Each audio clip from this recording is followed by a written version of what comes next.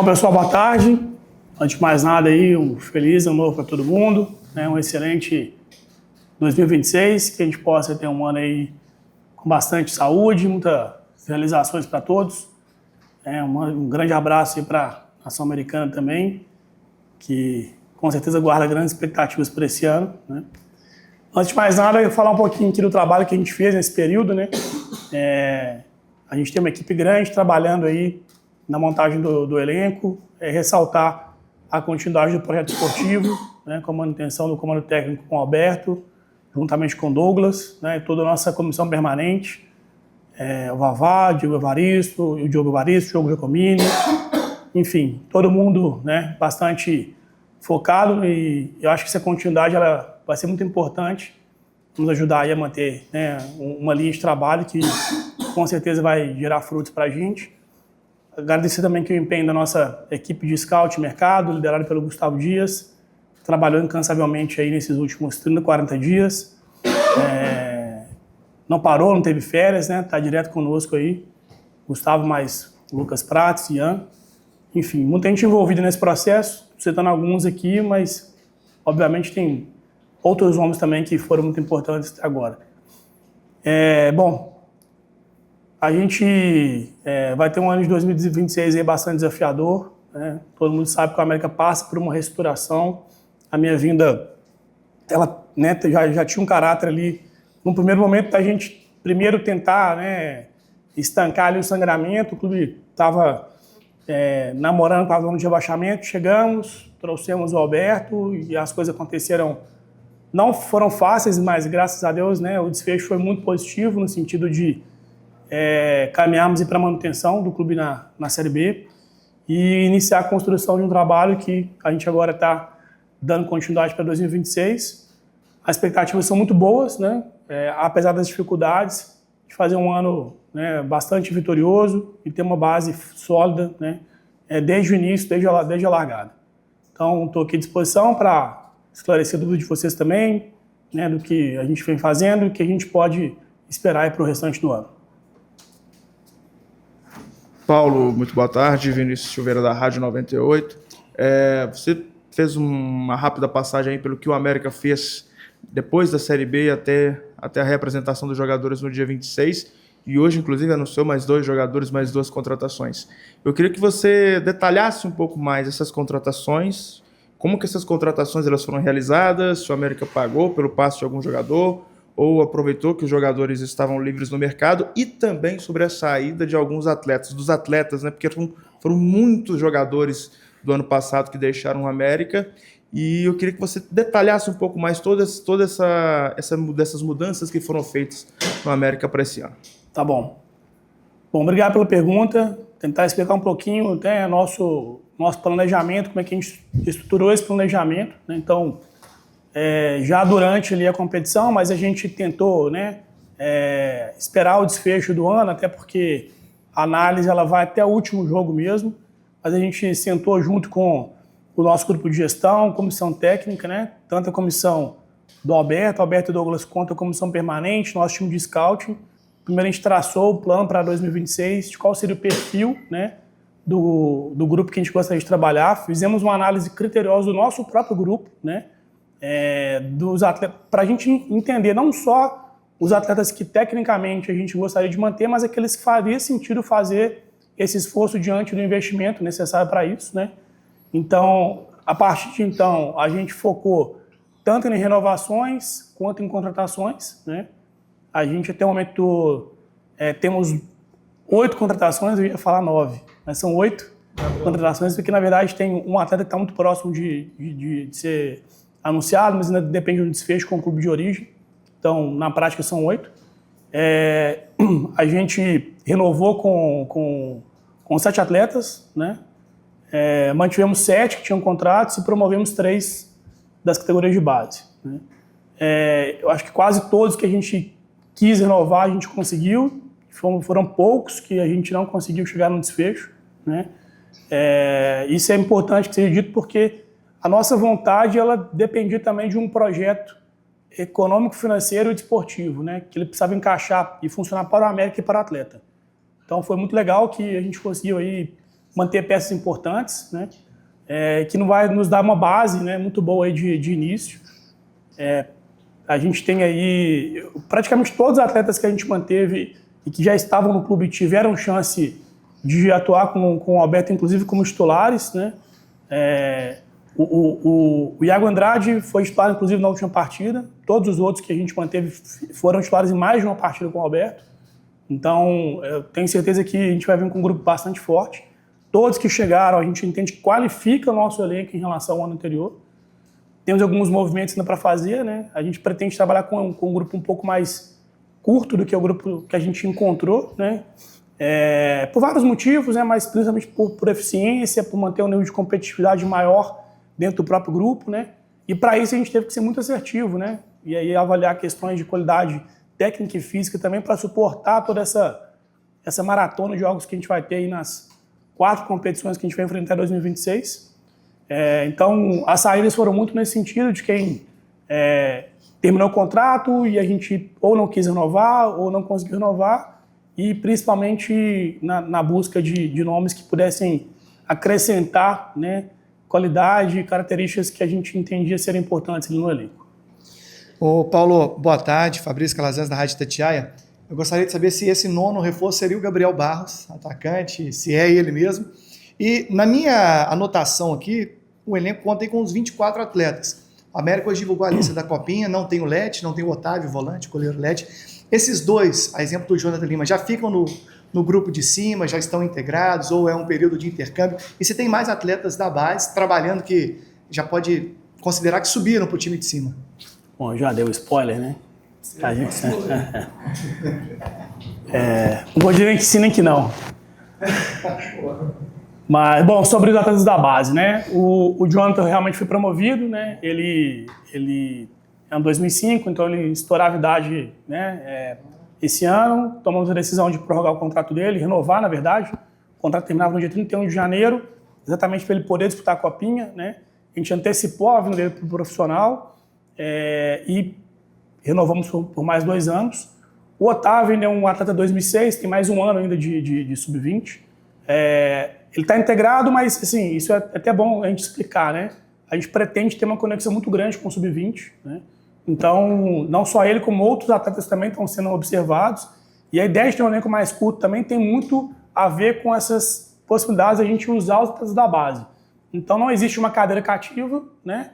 Então, o Otávio pode sim voltar a eventualmente ser aproveitado no sub-20. Isso também é um trunfo para ele, que tem ainda 12 meses pela frente no sub-20, mas vai depender muito da evolução dele conosco e se, né, dele e, né, obviamente, dos colegas, dos companheiros também. Então pode ser que ele fique em definitivo no sub-20 ou não, no profissional não, melhor dizendo.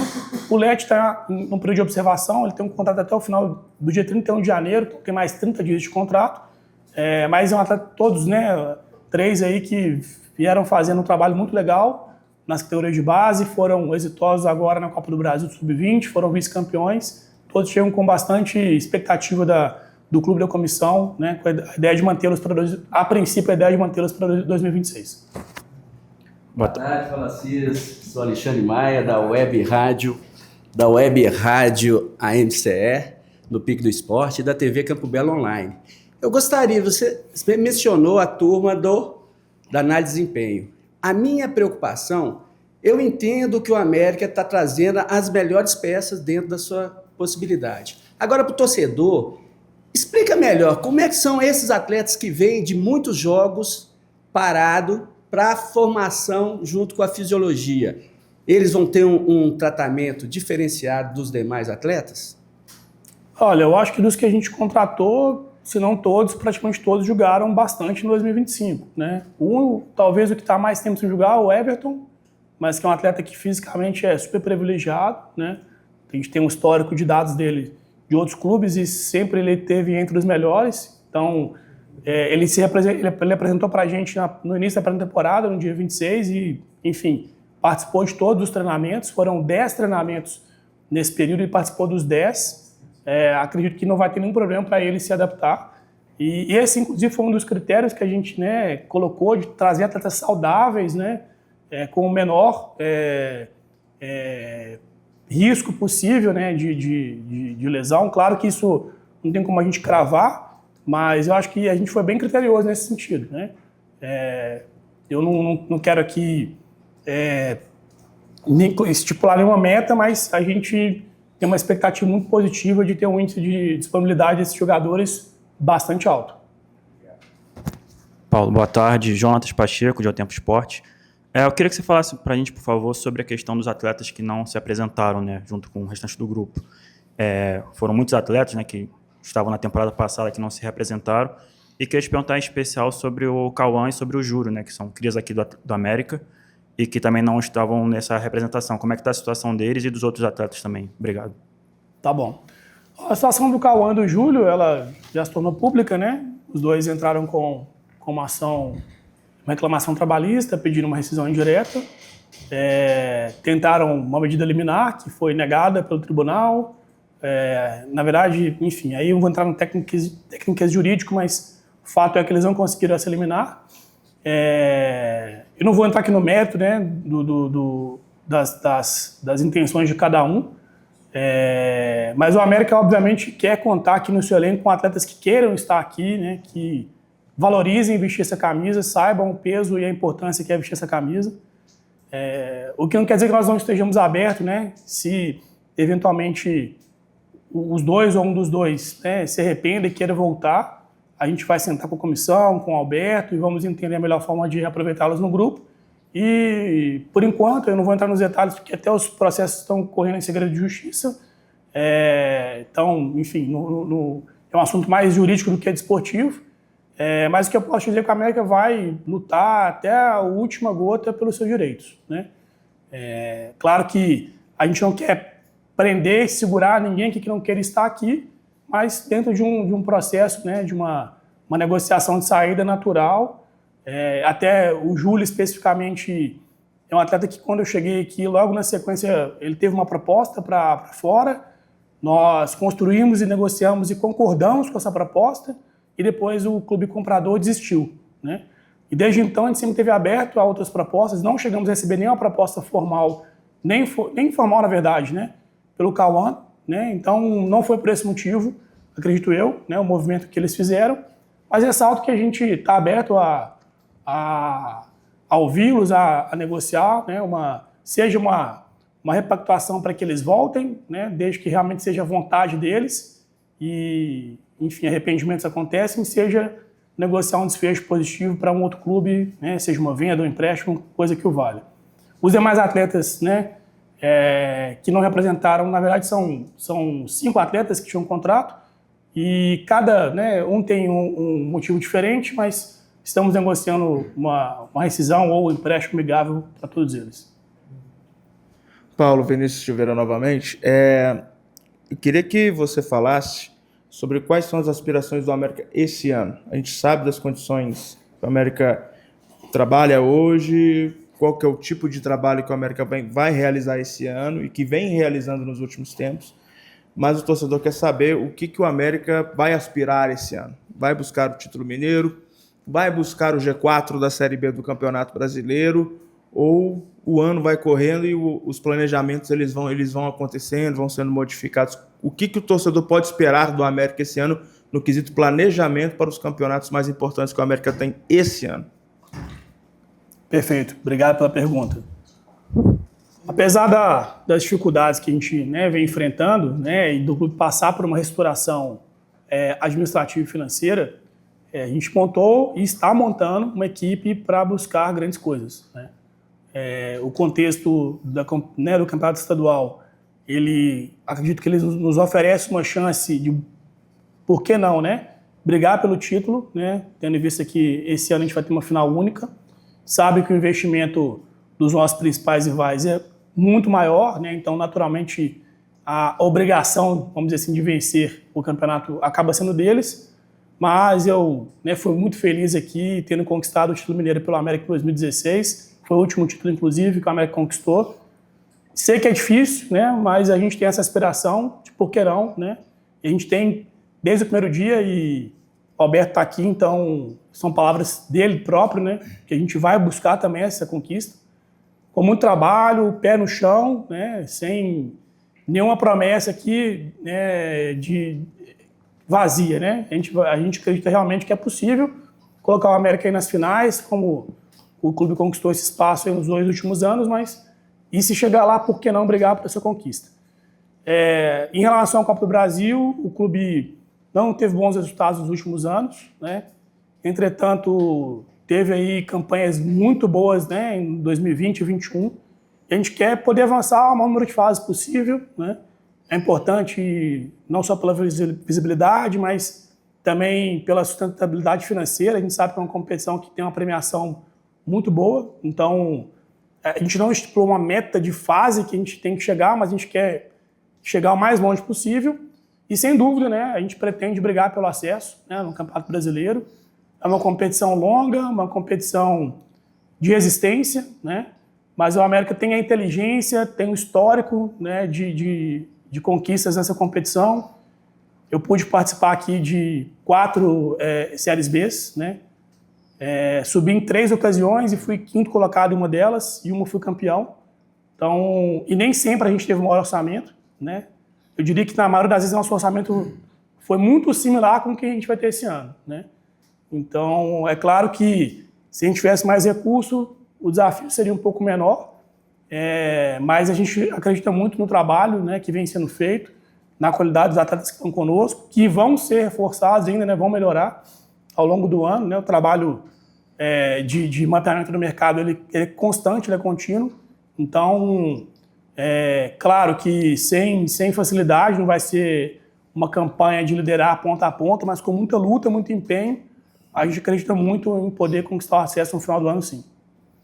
Ô, Paulo, com a saída do Dover, que era o CEO, você, o Renato e o Henrique Saliba acabaram acampando esse cargo, né? Então é mais uma atribuição para você, uma parte mais executiva, né? Você tem experiência do Londrina, de captar investidor. O planejamento do América para este ano, ele conta com a chegada do investidor ou são ideias diferentes? O investidor caminha por si só, o América faz o planejamento que dá, se chegar, pode pintar uma grana diferente.